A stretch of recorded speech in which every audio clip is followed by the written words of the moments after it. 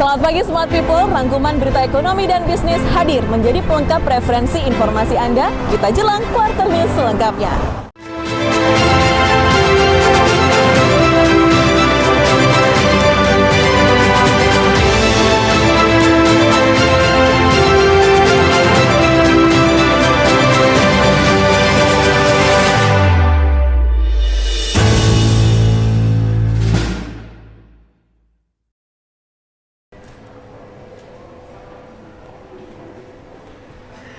Selamat pagi Smart People, senang sekali saya Dian Marta dapat menjumpai Anda kembali dalam Quarter News edisi Senin 18 Januari 2021 yang tentunya menghadirkan beragam informasi ekonomi dan bisnis bersama dengan analis serta praktisi keuangan terpercaya. Jangan lupa untuk Anda follow Instagram dan juga Facebook fanpage di @FirstStateFuturesOfficial karena siaran ini kami tayangkan melalui live Instagram dan juga Facebook.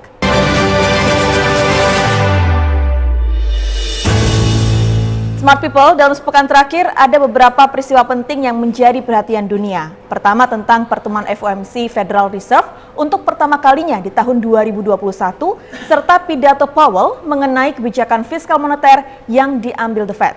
Kemudian pidato Joe Biden menjelang pelantikannya sebagai Presiden Amerika ke-46 pada 20 Januari mendatang. Dan yang cukup menyita perhatian dunia adalah impeachment Trump akibat dari penyerbuan Capitol Hill oleh pendukung Trump. Untuk mengulas lebih detail mengenai hal tersebut, saat ini kita sudah tersambung dengan analis First State Futures, Bapak Filipe Nainggolan. Kita sapa terlebih dahulu, selamat pagi Pak Filipe. Selamat pagi Bu Dian, dan selamat pagi juga untuk para pemirsa setiap Quarter News. Mengingat pentingnya outlook kebijakan The Fed, investor dan pelaku pasar sangat menantikan rilis dari FOMC meeting ini. Kebijakan fiskal dan moneter apa yang diambil oleh The Fed, Pak?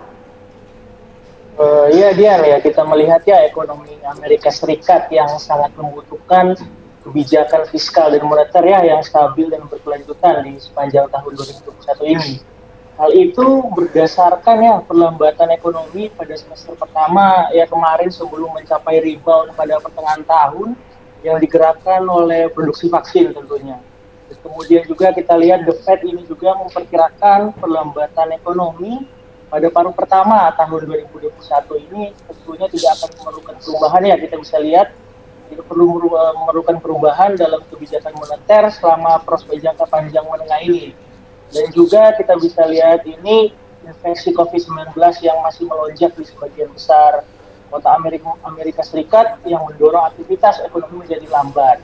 Namun, meski lambat ya, distribusi vaksin mendorong para ekonom memproduksi peningkatan produksi pada paruh kedua 2021. Dan kemudian juga ya kita lihat pada Desember akhir lalu, The Fed mempertahankan kebijakan suku bunga mendekati nol dan berjanji untuk melanjutkan ya pembelian aset skala besar sampai melihat kemajuan substansial lebih lanjut dalam pekerjaan dan inflasi. Dan kita bisa lihat juga ya dari segi bantuan fiskal tambahan senilai 900 miliar US dollar yang baru-baru ini disahkan akan membantu bisnis yang paling terpukul oleh pandemi pada paruh pertama tahun 2021. Sehingga ya dapat menyediakan jembatan hingga ekonomi membaik di akhir tahun ini. Begitu dia. Baik, hal yang ditunggu-tunggu oleh seluruh negara di dunia adalah arah kebijakan dari pemerintahan baru Amerika Serikat. Hal penting apa sih yang menjadi fokus kebijakan pemerintahan Joe Biden, Pak Filipe? Ya, kita bisa melihat ya, kita menilik Presiden Biden yang memiliki gaya berbeda tentunya dengan Presiden sebelumnya Donald Trump. Pada beberapa kesempatan saat kampanye kemarin, Biden dengan tegas ya menyatakan akan membawa Amerika Serikat ke arah yang lebih terbuka. Dan kebijakan ini tentunya kontras dengan Trump yang sangat proteksionis dan telah terbukti menjadi salah satu penyebab terjadinya perang dagang antara Amerika Serikat dan China tentunya. Dan juga Biden ini menyatakan ya bahwa dia akan menyerukan kepada warga Amerika Serikat untuk tidak membeli apapun produk yang tidak dibuat dari Amerika. Ya, kebijakan ini serupa dengan yang telah diterapkan Trump sebelumnya dengan jargonnya America First dan Make America Great Again.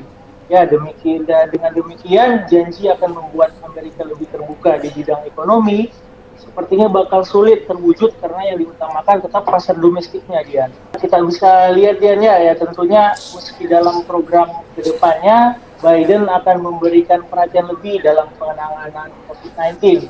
Joe Biden berkomitmen ya lebih memberdayakan industri manufaktur guna lebih menciptakan kerjaan di negaranya sendiri. Ya, namun kita lihat juga ambisinya sepertinya bakal mendapat tantangan berat ya. Mengingat para produsen Amerika Serikat telah lama dikenal gemar memindahkan pusat produksi ke luar negeri agar lebih menguntungkan dan untuk mencari pasar-pasar baru di negara berkembang. Ya kita bisa lihat saja misalnya raksasa teknologi Apple yang memproduksi iPhone, Mac dan gadget lainnya, yang mereka lebih suka memproduksi merek-merek tersebut di Cina dengan menggandeng mitranya Foxconn Teknologi. Dan juga kita bisa lihat ya bagaimanapun kebijakan ekonomi Amerika Serikat nantinya, dampaknya dipastikan bakal terasa. Maklum, Amerika Serikat ini hingga kini masih menjadi salah satu pemimpin ekonomi dunia dengan menguasai 24% lebih dari total produk domestik bruto dunia. Begitu dia. Baik Pak, yang juga cukup mengagetkan kita semua adalah impeachment Trump hanya berselang 1 minggu dari masa jabatannya.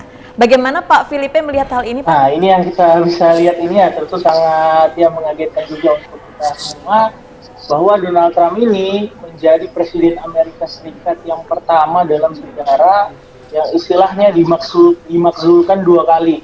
Dalam pemakzulan kedua ini, Trump dituduh ya kemarin memicu massa yang menyerbu Kongres pekan lalu setelah ia kembali mengulang klaim berdasar bahwa terjadi kecurangan dalam pemilihan presiden. Ya kalau dilihat tuduhan formal terhadap Trump ini ya karena menghasut pemberontakan, ya yang berfokus pada pidato provokasi yang dia sampaikan kepada ribuan pendukung tak lama sebelum masa pro Trump mengamuk di Capitol kemarin yang berakibat semua medsos Trump diblokir. Dan juga karena juga ya Trump mengeluarkan pernyataan melalui gedung putih pada sore hari ya dia menegaskan ya tidak boleh ada kekerasan, tidak boleh ada pelanggaran hukum, dan tidak boleh ada vandalisme dalam bentuk apapun. Tetapi jika dilihat ya meskipun semua medsos diblokir, saya rasa Donald Trump tidak tinggal diam. Kita tahu lah Donald Trump ini bukan tipikal orang yang pasrah atau mudah menyerah. Yang menurut saya dia lebih baik berperang dengan persepsinya tentunya. Itu dia. Baik, kemudian Pak Filipe melihat perkembangan situasi Amerika dan global, apa dampaknya terhadap US dollar sebagai mata uang utama dunia Pak? Ya kalau dilihat ya dengan adanya kerusuhan kemarin yang terjadi di Amerika Serikat, membuat indeks dolar ini terhadap mata uang negara lain tertekan ya. Ya meski begitu kita bisa lihat penguatan dolar tersebut tidak hanya dipicu kerusuhan di Amerika Serikat juga. Ya kondisi ini juga dipicu perkembangan pandemi COVID-19 yang berkembang di beberapa negara tentunya. Ya dalam waktu yang bersamaan juga kemarin Jerman dan Jepang melakukan kebijakan penguncian wilayah. Ya selain itu ditemukannya kembali kasus baru di Cina. Sementara di Korea Selatan sendiri terjadi kenaikan kasus baru dari penyebaran virus corona. Ya kerusuhan ini di Amerika ini bersamaan juga dengan Jerman yang melakukan lockdown, Jepang lockdown, dan Korea Selatan mengalami kenaikan kasus, dan Tiongkok ada perkembangan kasus COVID-19 juga. Ya, akibatnya wajar bila terjadi koreksi terhadap mata uang. Ya, penguatan indeks dolar tersebut sebagai akibat dari demo yang berakhir rusuh dan juga ada beberapa faktor lain. Begitu, ya. Baik Pak Filipe, bagaimana pergerakan pasar saham dan juga pasar komoditas selama sepekan ini? Ya untuk pergerakan saham dan pasar komoditas ya kita lihat sama saham Amerika Serikat turun ke level terendah dalam lebih dari seminggu setelah Wells Fargo NCO menyeret turun sektor perbankan di tengah hasil kuartal keempat yang mengecewakan tentunya. Ya kita bisa lihat juga ya minyak mentah turun dari level tertinggi 10 bulan karena penguatan dolar. Ya kita lihat sektor energi dan keuangan memimpin pelemahan S&P 500 ke posisi merah untuk hari kedua dengan ExxonMobil Corporation turun 4,8% setelah sebuah laporan mengatakan perusahaan sedang diselidiki karena menilai terlalu tinggi asetnya. Saham utilitas dan real estate tentunya naik. Saya bisa lihat juga saham sudah lebih rendah di Eropa dan Asia ya karena rencana bantuan COVID-19 senilai 1,9 triliun US dollar yang sangat ditunggu-tunggu oleh Presiden terpilih Joe Biden berada di bawah pengawasan juga. Dan juga indeks S&P 500 merosot 0,7% menjadi 3.768 pada waktu New York terendah dalam dari seminggu pada penurunan terbesar dalam lebih dari seminggu. Ya, bisa kita lihat pergerakan saham indeks komposit Nasdaq turun 0,9% menjadi 12.998 ya, terendah dalam lebih dari seminggu. Dow Jones pun merosot 0,6% menjadi 30.814, terendah dalam lebih dari seminggu, ada penurunan terbesar dalam lebih dari seminggu. Ya, kemudian kita lihat juga ya Dian, pada pasar komoditas minyak mentah merosot 2,6% menjadi 52,19 per barrel. Terendah ya ini dalam lebih dari seminggu, penurunan terbesar dalam lebih dari 3 minggu juga. Dan juga kita bisa lihat kemarin ya emas terdepresiasi 1,% ya menjadi 1.826 dolar per troy ounce, terlemah dalam lebih dari 6 minggu pada penurunan terbesar dalam seminggu. Begitu Dian. Baik Pak Filipe, terakhir, apa saham dan komoditas yang direkomendasikan bagi para investor dan pelaku pasar untuk minggu ini Pak? Nah, untuk saham ya saya merekomendasikan tentunya saham minggu ini kita bisa fokus ke saham-saham perbankan di Amerika seperti JP Morgan and Citigroup. Bisa juga kita melihat peluang di S&P 500 tentunya dengan pasar global yang meningkat, dengan harapan bahwa stimulus ekonomi besar-besaran akan menyertai pemerintahan baru presiden terpilih oleh Joe Biden. Ya, kita bisa lihat proyeksi Goldman bahwa S&P 500 akan berakhir pada 2021 pada 4.300 poin. Tampaknya bahkan lebih realistis kita melihatnya. Dan tentunya juga dalam Call of the Day, Kepala Strategi Ekuitas Amerika Serikat ya kita bisa lihat investasinya telah memetakan jalan ke 4.300 poin. Seperti kita lihat juga, Goldman melihat S&P 500 SPX naik 14% sepanjang tahun dia. Ya, setelah satu indeks yang paling diawasi dunia ditutup pada 3.756 untuk menyelesaikan tahun 2020 kemarin.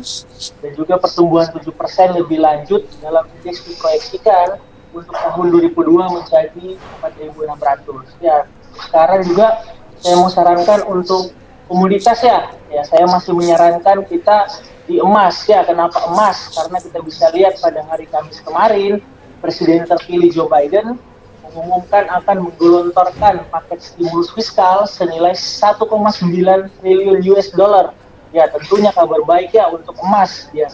Dengan tambahan stimulus fiskal ini, maka jumlah uang yang beredar di Amerika akan bertambah, dan secara teori kita bisa melihat dolar Amerika ya tentunya akan melemah. Maka dari itu, saat inilah waktu yang tepat untuk membeli emas. Saya percaya ya kemudian kemungkinan dolar Amerika Serikat yang rebound dalam jangka pendek ini bisa kita manfaatkan untuk start berinvestasi emas tentunya. Dalam jangka panjang tentunya emas dalam fase bullish ya atau tren naik yang bisa kita sebut, yang sangat didukung dengan pelemahan nilai dolar Amerika. Ya, selain menilai dolar Amerika, stimulus fiskal juga menjadi bahan bakar bagi emas untuk menanjak. Pada bulan Agustus tahun lalu kita bisa lihat emas dunia mencetak rekor tertinggi dia sepanjang masa 2072 per troy ounce. Salah satu pemicunya ya tentunya adalah stimulus fiskal tadi, jilid 1 di Amerika Serikat yang digelontorkan pada bulan Maret 2020 sebesar 2 triliun US dollar. Ya, kita bisa lihat sehingga saat stimulus yang dijanjikan Joe Biden ini cair, maka harga emas berpotensi melesat lagi dia.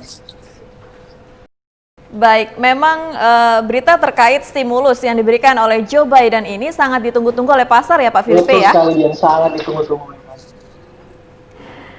Dan terima kasih Pak Filipe untuk waktu analisanya. Kita ketemu lagi di lain kesempatan Pak.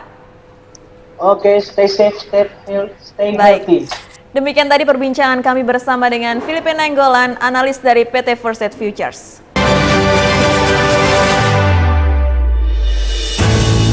Selanjutnya kami berikan informasi kalender ekonomi yang akan hadir di minggu ini. Hari Senin 18 Januari, mata uang pound sterling ada BOE Government Bellies Peak. Kemudian hari Rabu 20 Januari, mata uang Kanada ada BOE Monetary Policy Report. Kemudian BOE Rate Statement. Dan yang terakhir ada BOE Press Conference. Untuk hari Kamis 21 Januari, mata uang US dollar ada Presiden-elect Biden Speak. Kemudian Australian dollar ada Employment Change, Unemployment Rate. Mata uang Japanese Yen ada BOJ Outlook Report, kemudian ada Monetary Policy Statement. Dan mata uang euro ada ECB Press Conference. Sementara itu Smart People di hari Jumat 22 Januari mata uang pound sterling ada BOE Government Bill Speak, kemudian untuk mata uang euro ada French Flash Service PMI, German Flash Manufacturing PMI, dan juga German Flash Service PMI.